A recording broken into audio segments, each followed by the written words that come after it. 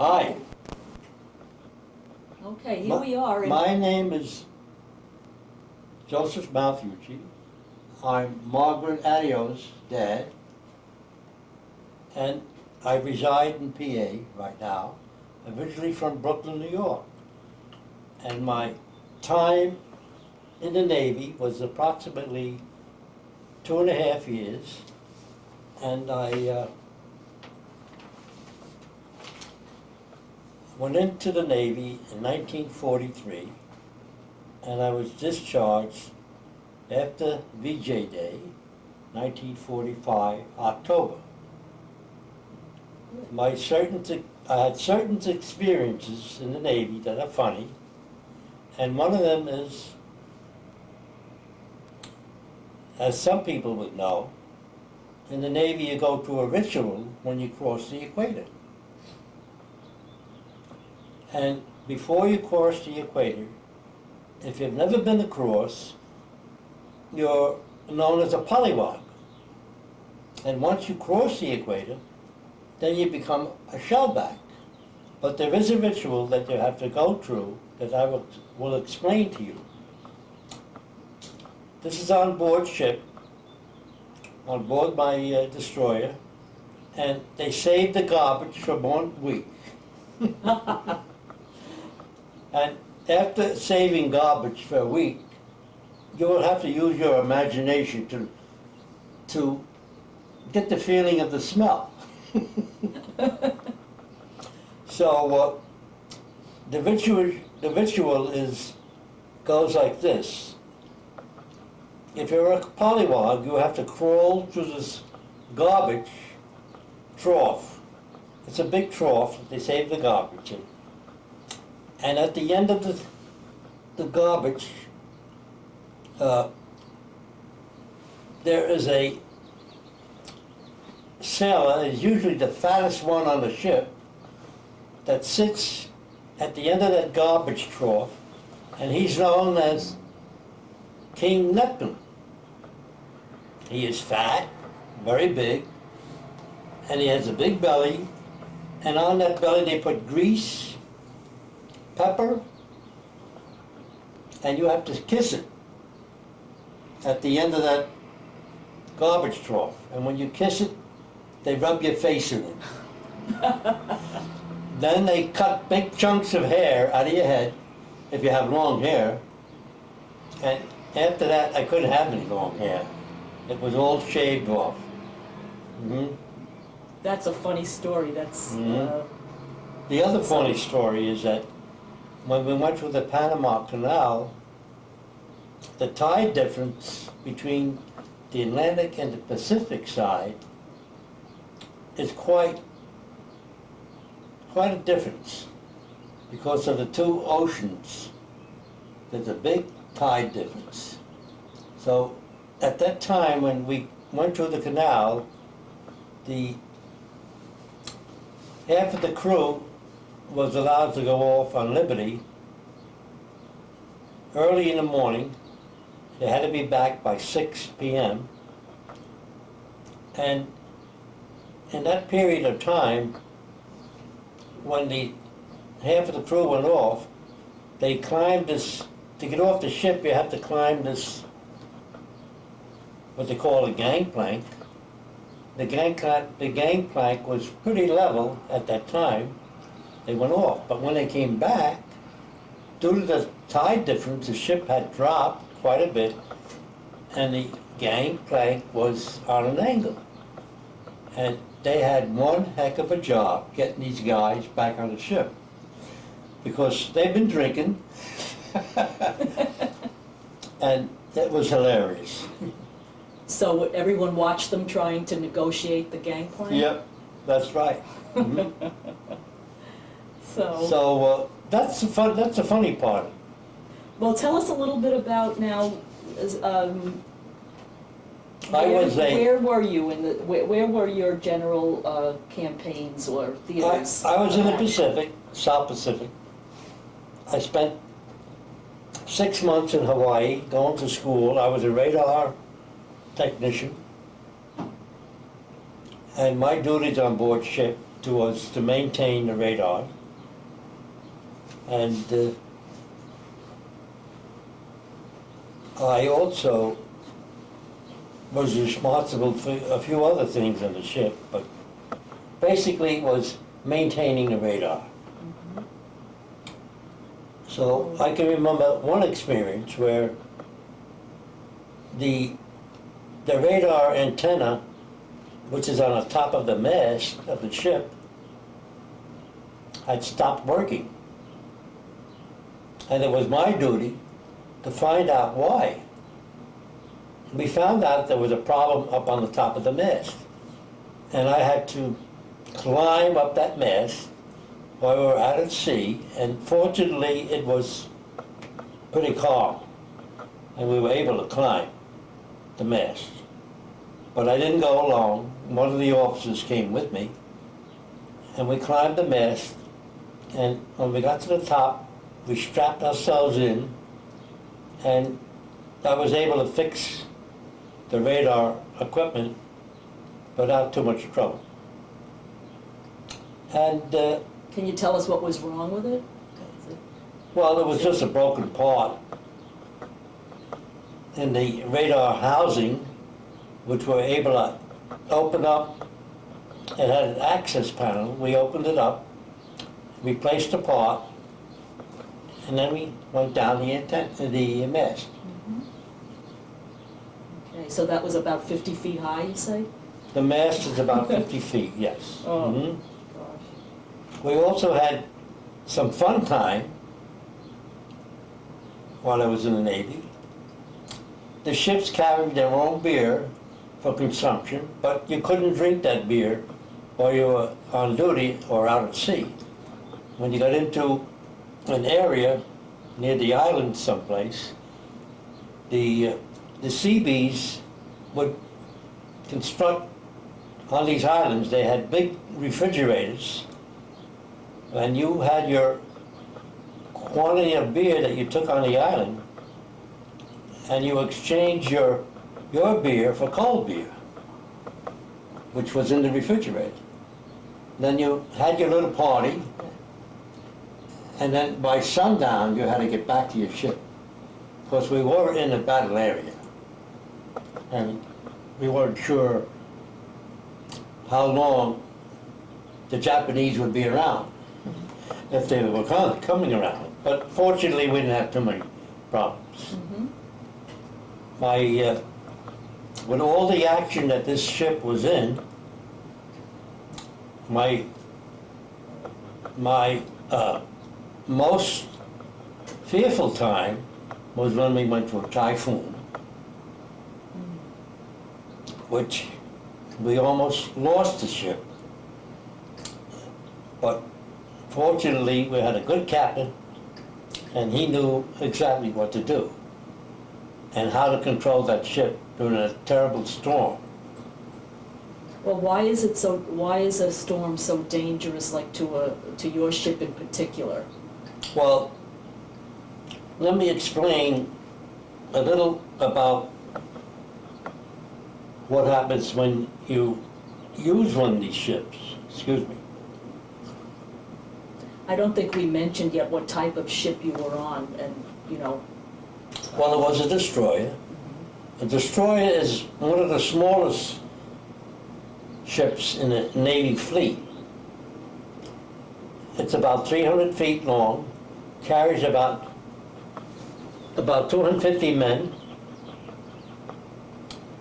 and it is basically, a destroyer is to the Navy, but the infantryman is to the Army.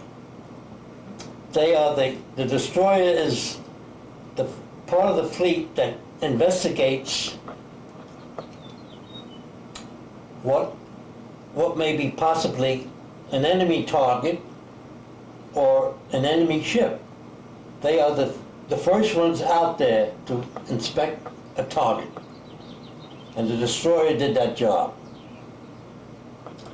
because there were larger ships in the fleet besides destroyers, like battleships, aircraft carriers, cruisers, which are all part of the battle fleet.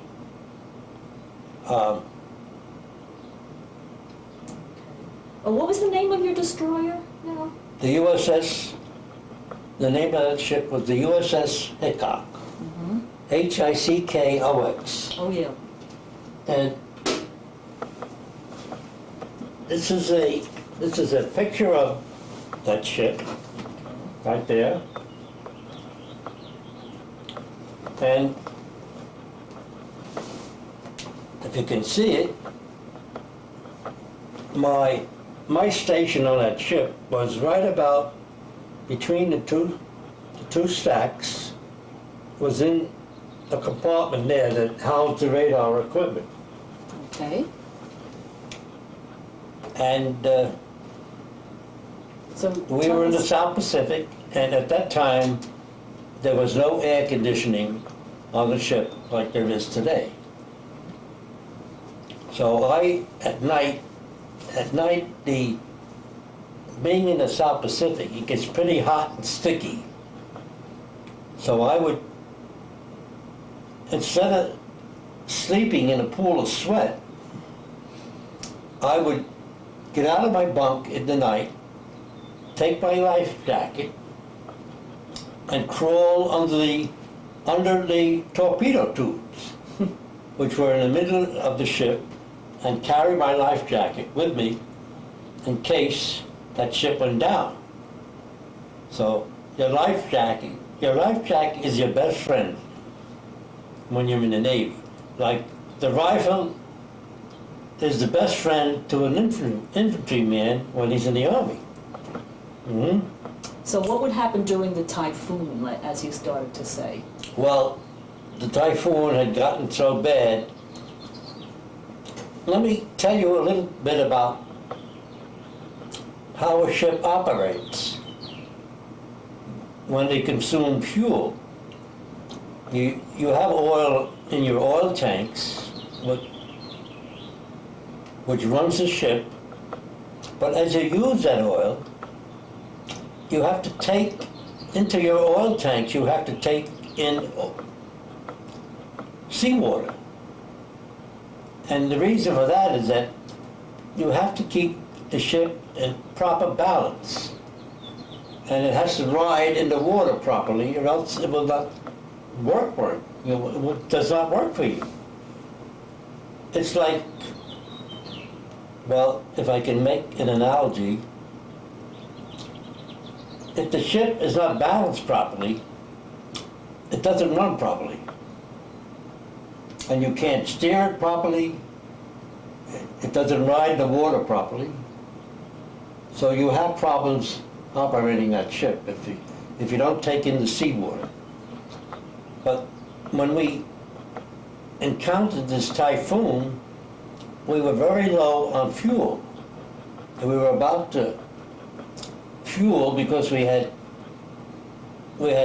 rendezvoused with the oil tankers, and we were about to fuel the ship. So the Captain Wesson, had a very, very hard decision to make when we hit this typhoon.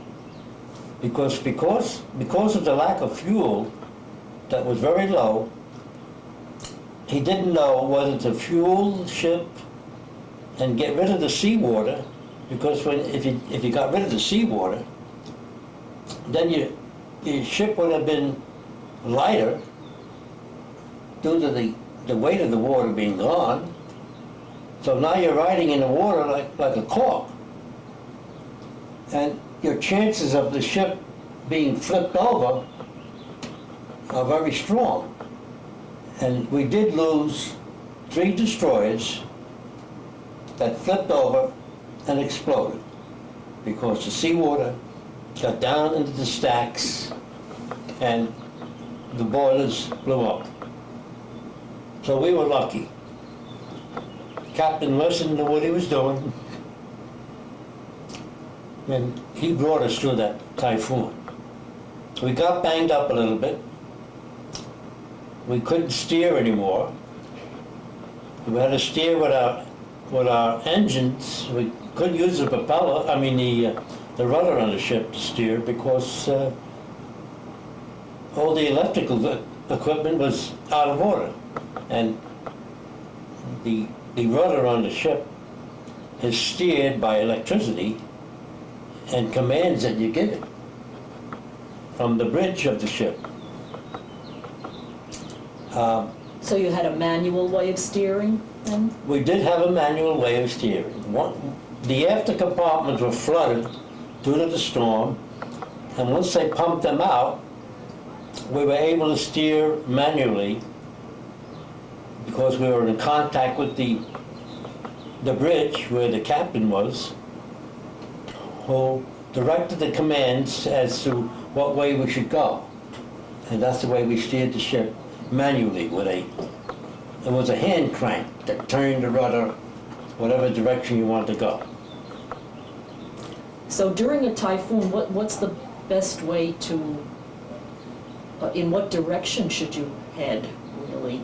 Well, during a heavy storm like that, the best way to ride that storm out is to head into the wind as a slow speed and just ride the storm out. And that's what Captain Wesson did. He kept the ship going into the wind at about 3 knots, which is about 6 miles an hour, which is very slow. And we rode the storm out. And when it calmed down, we headed to a direction into the South Pacific Islands that had repair ships. These repair ships were very large, and destroyers used to pull up alongside of them if they needed to have repair work. They also had large, what they called floating dry docks. These dry docks were big enough to take a ship out of the water and do their repair. Okay. Our ship came out of the water and we had to work on it all night. We got it in the dry dock. We were there with a submarine who was getting repaired.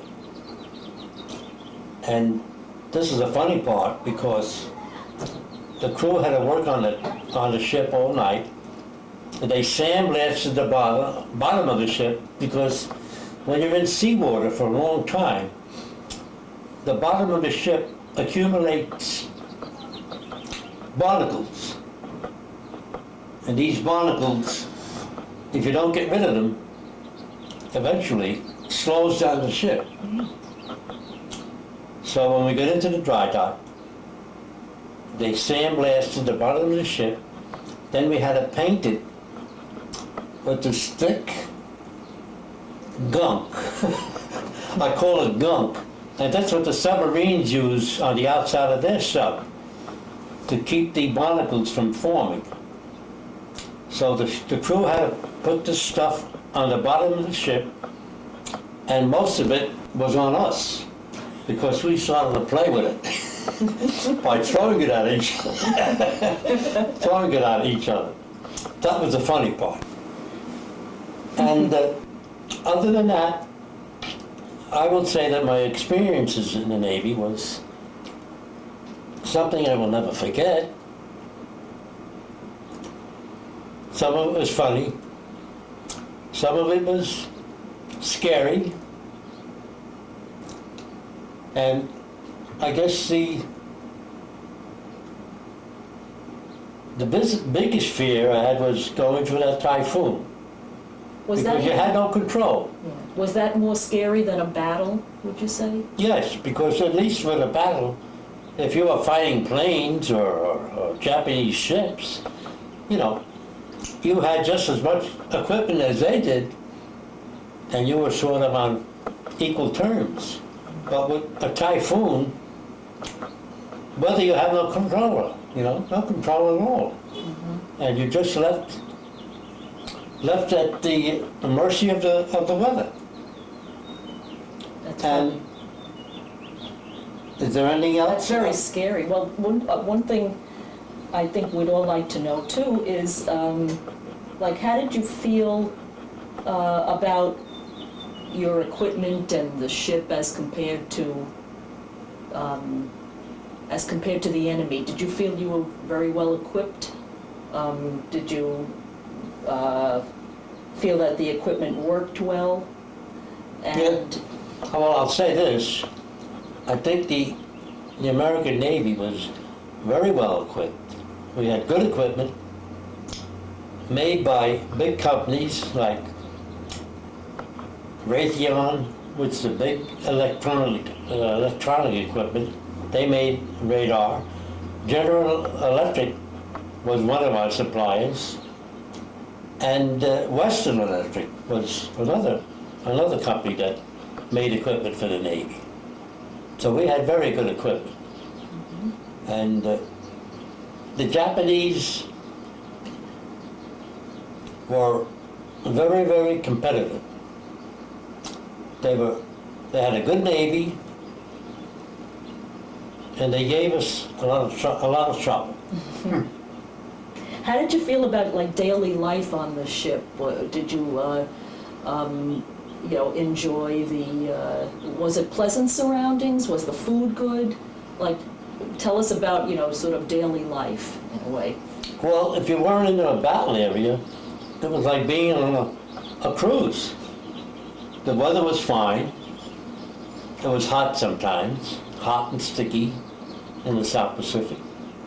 But basically, it was very pleasant. The food was pretty good on board ship. Not as good as being on a big ship, because the larger the ship, the more food you could carry. We did have refrigeration, and we kept a certain amount of meat in refrigeration, so the food was adequate. But if you were out at sea for a long time, being a small ship, you couldn't carry that much food. So we used to get resupplied by either a larger ship that had extra food, or meeting the supply ships when we would get supplied with oil. We'd get extra food. Now, did you ever get any decorations or medals or commendations? The ship was commended, yes, by Admiral, the Secretary of the Navy at that time. I don't remember his name, but Admiral Nimitz gave us a commemoration for the ship and for the action we were in. We were in the Battle of the Philippines. We were also in the Battle of Guam, Tanjong, and Okinawa, which was a chain of islands leading up to Japan. And these islands had to be secured because the Air Force, who flew B-29s, used these islands as landing places before they attacked Japan with the atomic bomb. Now, how did you feel about the use of the atomic bomb? Well, I felt that it was a necessary thing to do. And the Japanese didn't look like they were going to give in too well. And it meant saving lives. Because if we had to attack the Japanese islands with the Army and the Navy, there would be a lot of lives lost, both on the Japanese side and on the American side. So they felt that, and I think it was President Hoover No, President, what was his name? Truman. Truman? President Truman gave the order to use the bomb. There were 2 bombs. 2 cities were bombed, Hiroshima and Nagasaki. Now, do you think most people feel that, as terrible as that was, that it would have been worse? It would have been more lost lives? I mean, many lives were lost, but would there be more loss of life than you're saying if that bomb wasn't used? Yes, there would have been many more lives lost, both on the Japanese side and on the American side, definitely. And when I heard that the bombs were used, I felt that it was the best thing that President Truman did, and it saved many lives. Now, can you remember where you were when you learned about VJ Day? I was already out of the Navy. I was discharged from St. Albans Naval Hospital on Long Island, and I was already home. What was it like on, was there a lot of celebrating? Do you remember what Oh, yes. was it like on VJ Day? Yep. I was home in Brooklyn, New York, and we had a grand old party Where was the party? on the block. It was a block party.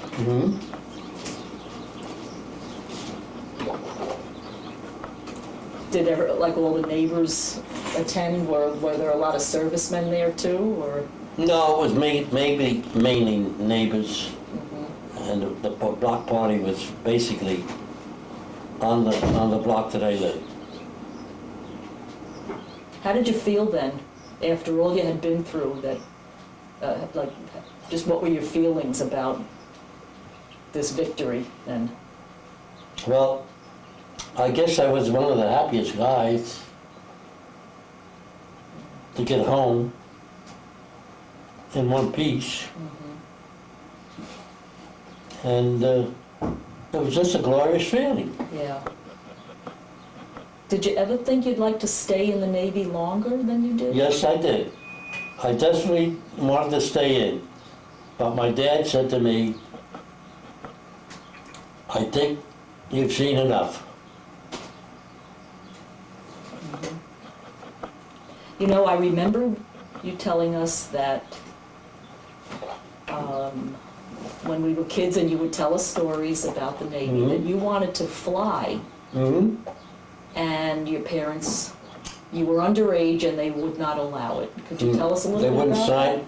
I did want to fly, but flying in the Navy was one of the most dangerous things. You actually had to be nuts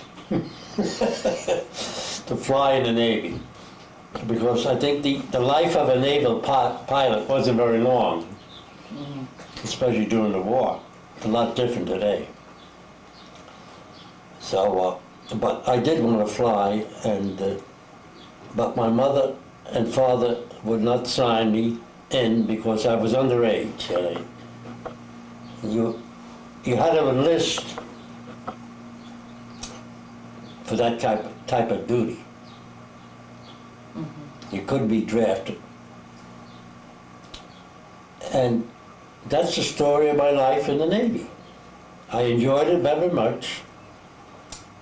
I went in as a young man, I would say a young kid, at 19, and I came out, I would say, as a man. And how did it change? Do you feel it had a way of changing your life? How did the experience, did it have any general effect on your life? What would you say, it changed your life in any way? Yes, I think it did. I think it made me think more about life, and by being in the Navy and seeing what I did see, and the action I saw, and the men I saw getting killed, I guess it made me realize that war is a waste of time. It solves nothing. And the sooner the world gets rid of having wars, the better off they'll be. Well, And that's my story. Yes, well, we thank you, Dad. That was a great story, and it certainly does impart to all the rest of us a lot of things that we would never otherwise know. So thank you so much. You're welcome. I'm glad to do it for you.